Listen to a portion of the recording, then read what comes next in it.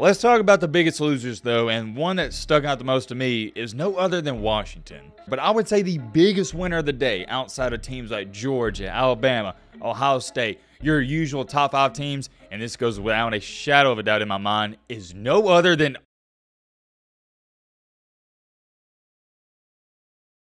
Alright, first things first, I want to start this video by saying this. I apologize, this video is going up extremely late on Thursday night, but I don't know, should I really apologize? Because this is the 3rd video in one day. We've been putting in some overtime at the MBG sweatshop, and by we, I mean me, because this is a one-man show. And don't think I'm complaining, because I'm not. I wouldn't want it any other way. And it's why I love this time of the year every single year. If you've been watching the channel for a while, you know this. December is the most chaotic time for college football. And why it's so ironic is because there's not too many games going on. It's not the games, though. We know this. It's what's going on behind the scenes with recruiting, transfer portal, NIL. You got coaches leaving left and right, and so on, so on. There's a lot going on. It's highly entertaining. You know this. And I just want to say major shout out to all of you. I appreciate you guys watching all the videos and just showing a ton of support. I'm extremely grateful for that. And I'm just glad y'all enjoy watching the videos as much as I enjoy making them, because I love it. Now, getting that out the way, in tonight's late night Thursday night video, we got one topic and one topic only, and that is no other than we got to talk about some of the biggest winners on National Signing Day and some of the biggest losers. But whoa, hold on. I know what some of you sitting there saying. Well, Matt, I thought we did this video yesterday. And you're right, sort of. I gave you my immediate reaction and my immediate winners and losers at around 6 p.m. Central Time. Well, now it's officially over. Jeremiah Smith finally sent his letter of intent in, and I'm going to give you some of my new winners and losers. And also in that video, I asked you guys to let me know your winners and losers, and we'll read off some of those comments in this video, and here we are. I can't dumb it down any more than that. That's the only thing we're going to talk about. And you know what? We're not doing no intro, none of that. I don't got time to waste. You don't got time to waste. We're getting straight into it. All right, let's check this out. Brandon Duggar stated this. As a Hurricanes fan, so we got a Miami fan here, it really surprised me last night when I saw your video of the top classes. I really couldn't believe we were number 4 after the season we had. Thank you for the videos, Matt. I really enjoy them. Hey, man.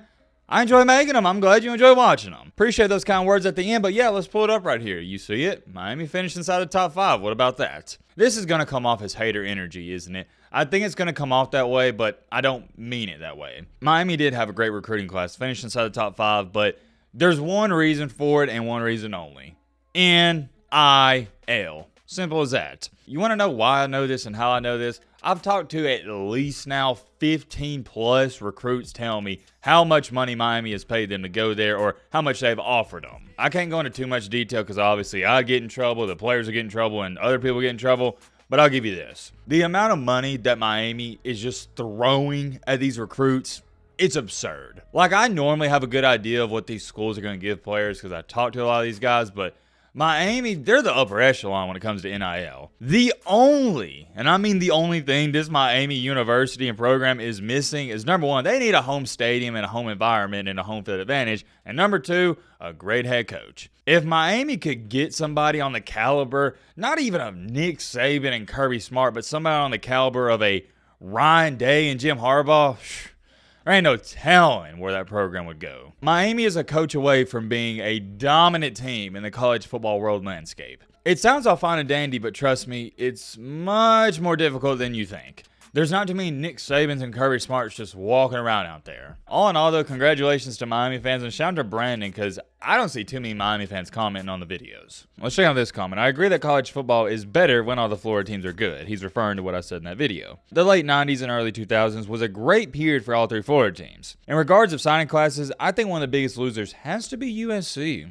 Interesting. We'll take a look at that in just a second. Continuing along after USC, it's hard not to think that Malachi Nelson entering the portal played a big part in some of the signees flipping to other schools. Keep up the good work. Hashtag Matt be known. Thank you for the kind words. I'm curious. I have no idea. Did USC even finish inside the top 25? I thought they did. Low-key forgotten. Not gonna lie. Let's pull it up. Oh, wait a minute. Oh, yeah, there they are. They're number 18 behind Michigan. Considering USC has a big NIL department and they could have bought a bunch of guys and easily had a top 10 recruiting class, yeah, that's definitely not what you like to see. And I hate to be this way, but it's how I view it, and I gotta give you my honest opinion. I don't take USC seriously just due to the fact that Lincoln Riley is their head coach, the new biggest fraud in all of college football. And that's just how I view it. Let me know in the comment section how you feel about it, but I don't care if USC would have had a top 3 recruiting class. They ain't winning anything with Lincoln Riley as the head coach. All he cares about offense until he proves to me that he wants to get some stops on defense. not taking him serious. And therefore, I hate it for the players, but I can't take USC serious because he's a coach. Jeff said, biggest winner is Alabama keeping local talent at home, in which I agree with. I'm loving and respecting this trend. To those guys, it just means more. That is something I probably need to talk about a little bit more.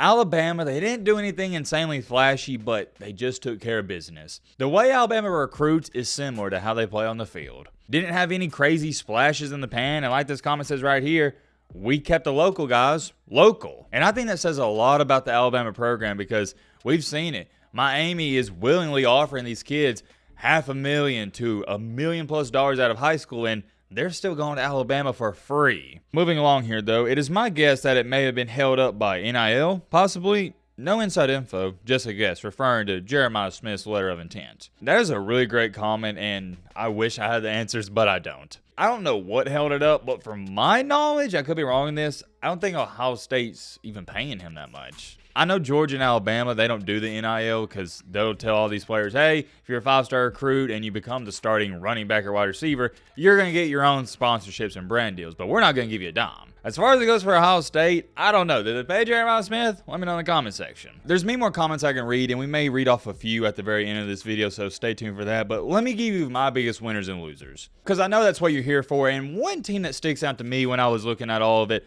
earlier today, doing some research and whatnot, they didn't do anything flashy like I was talking about with Alabama. They just took care of business, and that is no other than the LSU Tigers. I believe, if I'm not mistaken, heading into the day, if I'm wrong on this, correct me in the comment section, but they had 27 commits, and every single one, 27 out of 27, signed. It wasn't some record-setting recruiting class, but they finished inside the top 10. I thought LSU did a heck of a job there, and after looking at all the numbers, they're definitely a winner in my book. Another winner, and it really depends on what site you're looking at, because On3 had LSU at 10 and Notre Dame at 9, but 24/7 Sports has LSU at 11 and Notre Dame 10, but not too big of a difference, is no other than Notre Dame. They got 1 5-star, 15 4-stars, and 7 3-stars. Notre Dame did an excellent job there, but I would say the biggest winner of the day, outside of teams like Georgia, Alabama, Ohio State, your usual top 5 teams, and this goes without a shadow of a doubt in my mind, is no other than Auburn. Auburn got not 1, but 2, count them, not 1, but 2 5-star wide receivers. What about that? I've said before, and I'm going to say it again. Auburn will always be one of the top head coaching jobs in the entire nation. You give Auburn a great head coach, the sky is the limit for that team and program. The only problem with Auburn the past couple of years has been coaching. That's it. They've always been able to recruit, so now they got a guy who can coach. Watch out for the Tigers. That's definitely my biggest winner of the day, and I'm not going to sit up here and go through the entire top 10 because it should go without being said. If you're in the top 10, duh, you're a winner. But the biggest winner, a team that's not in the upper echelon that did great, to me at least, is Auburn. Let's talk about the biggest losers, though, and one that stuck out the most to me is no other than Washington. Ladies and gentlemen, boys and girls, we're talking about a college football playoff team. That should help you because recruits want to play in the playoff, right?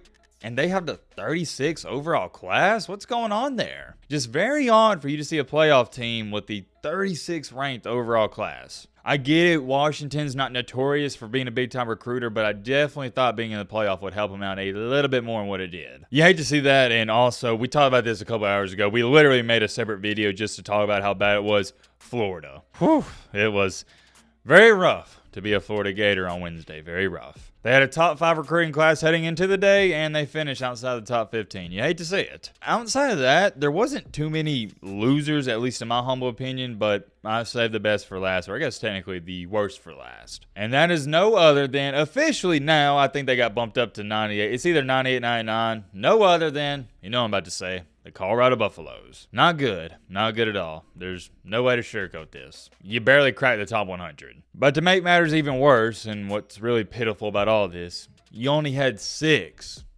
count them, 6 guys sign. For me, it's 1A, 1B with Colorado and Florida for the biggest loser. And I'm curious, please let me know in the comment section, who is your biggest loser? I think most people would be very quick to say, well, Matt, it's definitely Colorado. They barely cracked the top 100. And I see why you're saying that, but you got to understand, too, Florida's in a different category in conversation. The expectations at Colorado wasn't even too high heading into signing day in general. My point isn't saying that. Colorado fans, they didn't get let down. Their expectations weren't high. With Florida, on the other hand, They had one of the worst things happen to them that can happen to anybody walking this earth. They were fed false hope, and they got their hopes up, and they got let down. To go from the 3rd overall recruiting class to outside the top 15, it's heartbreaking, and it's really heartbreaking considering the fact they need it. Teams like Alabama and Georgia, they don't need a top 5 recruiting class. Teams like Florida, they do. That's the argument for me, at least, as to why Florida is the biggest loser. Because you could also throw this out there. Well, it didn't matter if Colorado finished at number 50 or number 100, they're still only going to win 5 or 6 games next year. It's just a really tricky situation, and you also got to throw in there Colorado was supposed to get the 5-star offensive tackle, offensive lineman Jordan Seaton, but he didn't even sign his letter. And now there's been some reports thrown out there that he's getting DMs from Dylan Raiola. Who knows what's going on there? I can't even take that guy seriously because 2 weeks ago he's talking about, hey,